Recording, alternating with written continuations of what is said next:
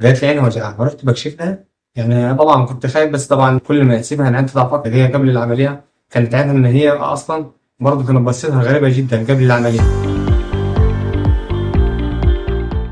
هي وانت خالد صالح من محافظه الجنوب، عندها 9 سنين.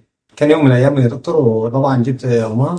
جات لي عينها وجعها فرحت بكشف لها عند دكتور عندنا في محافظه الجنوب، قال لي عندها قرحه وهتم على العين. المهم طبعا انا الكلام ده من سنه وانا بلف بيها، طبعا يقول لك يمكن تتحسن يمكن كده. ما فيش برضه فايده. اخر مره قالوا لي لازم تتعمل عمليه قرنيه، فعملت لي العمليه دي. طبعا بصراحه البت يعني اتحسنت كويس والحمد لله. هي قبل العمليه كانت عينها ان هي اصلا برضه كانت بصيتها غريبه جدا قبل العمليه. دلوقتي أنا حتى بصيتها ضغط كويس، يعني شويه اتحسنت عن الاول خالص. لكن قبل العمليه كنت ببص على عينها انها عينها حادفه خالص كده.